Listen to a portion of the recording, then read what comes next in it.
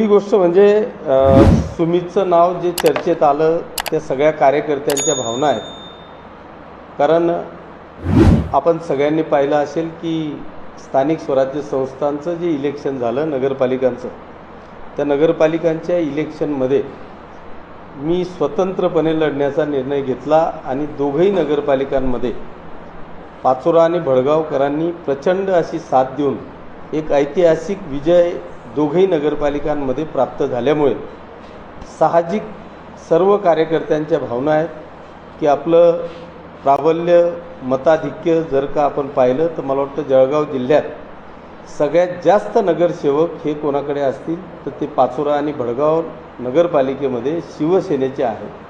त्याच्यामुळे साहजिक त्या कार्यकर्त्यांच्या भावना आहेत की सुमितने विधान परिषद लढावी. परंतु सगळ्यात महत्त्वाचा विषय हा आहे की ही जी जागा आहे ती भारतीय जनता पक्षाकडे आहे. त्याच्यामुळे आम्ही सगळेजण या जिल्ह्याचे पालकमंत्री आमचे सगळ्यांचे नेते आदरणीय गुलाबरावजी पाटील साहेब यांच्याशी चर्चा करून ही जागा भाजपनी शिवसेनेला सोडावी यासाठी आम्ही सगळेजण प्रयत्न करू.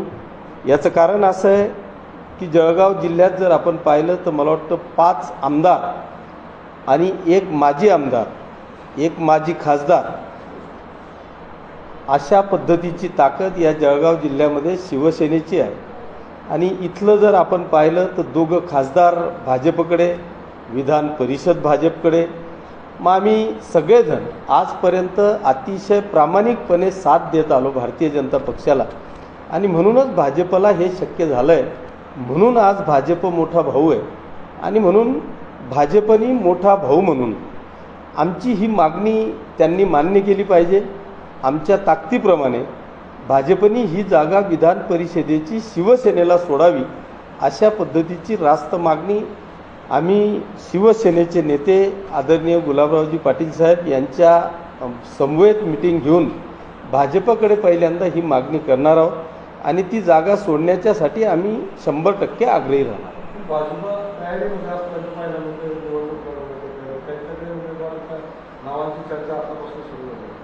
प्रत्येक पक्षाकडे नावांची चर्चा असते. प्रत्येक पक्ष आपल्या आपल्या पद्धतीने तयारीत असतो. त्या पद्धतीने भाजप देखील तयारीत आहे. पण शेवटी अजून राज्यावर जागांच्या वाटाघाटी चालू आहेत. तिथे आम्ही देखील मागणी केलेली आहे आणि मला असं वाटतं की ही जागा शिवसेनेला सुटेल आणि जर ही जागा शिवसेनेला सुटली तर राज्याचे मुख्य नेते आदरणीय एकनाथजी शिंदेसाहेब हे जो निर्णय घेतील तो आम्हाला सगळ्यांना मान्य असेल. आम्ही पूर्ण ताकदीने लढू आणि ही जागा 100% जिंकू.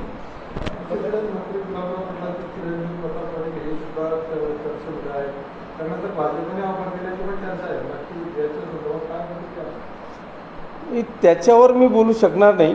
भाजपनी ऑफर देण्यापेक्षा मला वाटतं भाजपनी मोठा भाऊ म्हणून लहान भावाला ही जागा सोडली पाहिजे. जर ती लहान भावांना जागा सुटली तर शिवसेनेचे मुख्य नेते जो निर्णय घेतील तो आम्हाला मान्य असेल. त्यांच्या निर्णयाप्रमाणे आम्ही 100% ती जागा घेऊ. पहिल्यांदा पालकमंत्री गुलाबराव पाटील यांचे चिरंजीव प्रताप पाटील यांचं नाव चर्चेत झालं. त्यानंतर आपल्या चिरंजीव सुमित पाटील यांचं नाव चर्चेत झालं. शिवसेना शिंदे गटातील अंतर्गत जो कुरबडी आहे किंवा राजकारण आहे ते पुन्हा एकदा कळवण्याच्या निमित्तानं बोललं जाते. नाही, मला असं वाटतं की ती चुकीची बातमी आहे. इच्छा व्यक्त करणं किंवा इच्छुक होणं हे मला असं वाटतं की पक्षाकरता एक चांगली गोष्ट आहे.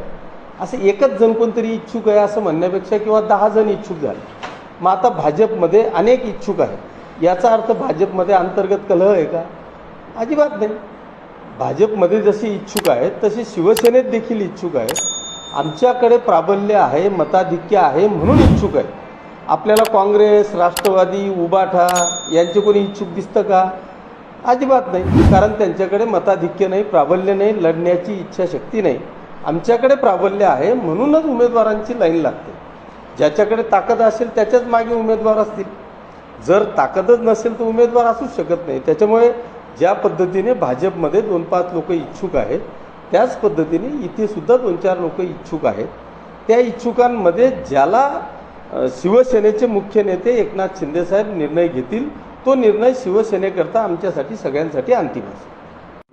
जागा आहे ती फारच भाजपाची जागा मानली जाते आणि आतापर्यंत शिवसेनेने कधीही त्या जागेवर एवढे 10-15 मागे वर्षामध्ये दावा ठोकला आहे, परंतु याच वेळी दावा करण्याचा किंवा भाजपाला मोठा जागा सोडण्याचा जो आग्रही भूमिका आहे ती शिवसेना संजय गटाकडून काय याच्यामागचं नेमकं कारण काय? याच्या मागचं कारण असं आहे की आतापर्यंत कदाचित मताधिक्य नसेल, परंतु आता आमचे 5 आमदार, शिरीषदादा चौधरी 6वे आमदार म्हणजे माजी आमदार, उन्मेष पाटील माजी खासदार, अशी आमची आता ताकद या जळगाव जिल्ह्यामध्ये आहे. आणि एक भाजपने आता एक मोठा भाऊ म्हणून एक पाऊल मागे टाकून ही जागा जर का विधान परिषदेची आम्हाला सोडली तर आम्हालाही काहीतरी बरं वाटेल. मी पहिलेच सांगितलं की आता या जळगाव लोकसभा मतदारसंघामध्ये भारतीय जनता पक्षापेक्षा जास्त आमदार आमचे आहेत, पण खासदार भाजपचे आहेत. आम्हालाही वाटतं की खासदार आमचा व्हावा. असं वाटतं की ही खासदारकीची जागा जळगाव लोकसभेची आम्हाला सुटावी, पण ती सुटली नाही. मग निदान विधान परिषदेची तरी जागा शिवसेनेला सोडावी आणि मला वाटतं एक मोठा भाऊ म्हणून त्यांनी एक पाऊल मागे ठेवून ही जागा शिवसेनेला सोडावी अशी आग्रही आमची मागणी आहे. बरं, आम्ही आमचं मताधिक्य नाही आणि तरी आग्रह करतोय असं जर कोणाला वाटत असेल तर ते चुकीचं आहे. आमचं मताधिक्य आहे. त्यांचे 200 आहेत तर आमचे 150 आहेत. 50 मतांचा फरक आहे आणि शेवटी 600-650 वोटिंगमध्ये 300-350 वोटिंगनी माणूस जिंकणार नाही. शेवटी अपक्ष आहेत, उभाटा आहे, राष्ट्रवादी दोघं आहेत, काँग्रेस आहे. यांचं सहकार्य हे कोणताही उमेदवार असेल तर त्याला लागणारच आहे. त्याच्यामुळे एकट्या भाजपच्या बळावर भाजप जिंकू शकणार नाही किंवा शिवसेना एकट्याच्या बळावर जिंकू शकणार नाही.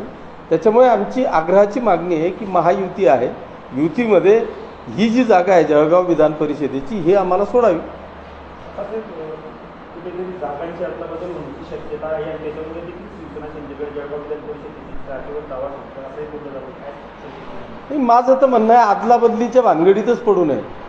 आमची ताकद आहे आणि त्या ताकदीप्रमाणे आम्हाला जळगाव विधान परिषदेची जागा ही सोडावी अशी आग्रहाची मागणी आमची असणार आहे. आदलाबदलीचा विषय नाही, ही जागा आम्हाला सुटली पाहिजे.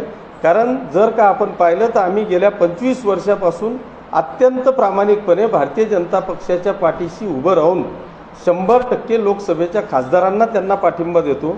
सगळ्या कार्यकर्त्यांना घेऊन मला वाटतं महाराष्ट्रात रेकॉर्ड ब्रेक मताधिक्याने आम्ही जळगाव लोकसभा मतदारसंघ जिंकून देतो. जळगाव लोकसभा मतदारसंघाची परिस्थिती जर का आपण पाहिली तर इथे या मतदारसंघामध्ये एकमेव भारतीय जनता पक्षाचे आमदार आहेत चाळीसगावचे आणि राष्ट्रवादीचे आमदार आहेत अंमळनेरचे. उर्वरित सगळेच्या सगळे आमदार हे आमच्या शिवसेनेचे आहेत. तरीसुद्धा जळगाव लोकसभा ही भारतीय जनता पक्षाला आहे. त्याच्यामुळे ही जागा आम्हाला सोडावी असं आमची आग्रही मागणी आहे. आपण परत बघायला गेलं तर आता गुलाबराव पाटलांच्या मुलाला जे आहे भाजपकडनं ऑफर दिल्याची चर्चा आहे. कुठेतरी भाजप ही जागा न सोडता जे काही उमेदवार येणार त्यांना भाजपातून लढवणार असा काही पवित्रा जो आहे तो पाहायला मिळतो आहे. अशीच काही संधी जर आपल्या चिरंजीवांना जर मिळाली तर आपण ती ऑफर स्वीकारणार का? मी आयुष्यात स्वीकारणार नाही. मी लढेल तर शिवसेनेकडूनच लढेल. माझं तेच म्हणणं आहे की तुम्ही शिवसेनेच्या उमेदवाराला भाजपकडून लढण्याची ऑफर देण्यापेक्षा ही जागा शिवसेनेला सोडावी असं आमचं स्पष्ट मागणी आहे.